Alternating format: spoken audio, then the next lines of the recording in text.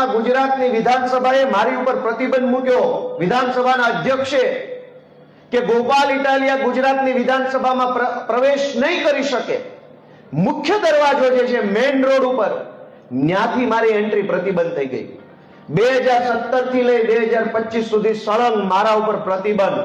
અને એકવાર પ્રતિબંધ મૂક્યો પછી મેં જિંદગીમાં હામું નથી જોયું. મનમાં એમ વિચાર્યું કે આ જનતા અને ઉપરવાળો જો મને કઈક બનાવશે તો આવીશ, નકર તેલ લેવા ગઈ તારી વિધાનસભા. અમારા ખાનદાનમાં કોઈ વિધાનસભા નથી જોઈ તો અમે ભૂખ્યા નથી મરી ગયા ને તોય અમારો જન્મ થયો છે. તો નહીં જોવી તોય અમારા છોકરાય થાય ને એના છોકરાય થાય ને મોજથી રહે. પણ એને પ્રતિબંધ મૂક્યો મારી ઉપર. પ્રતિબંધ મૂક્યો એ સત્તાની તાકાતથી પ્રતિબંધ મૂક્યો.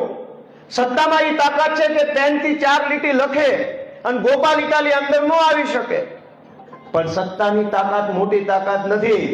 જનતાએ નિર્ણય લખ્યો કે ગોપાલ ઇટાલિયા વિધાનસભામાં જાશે. તો આ વખતે જ્યારે હું વિધાનસભામાં ગયો તો વિધાનસભાના અધ્યક્ષે 3 કિલોનો ગુલદસ્તો આપીને તમારું અહીંયા સ્વાગત છે એમ મને કીધું.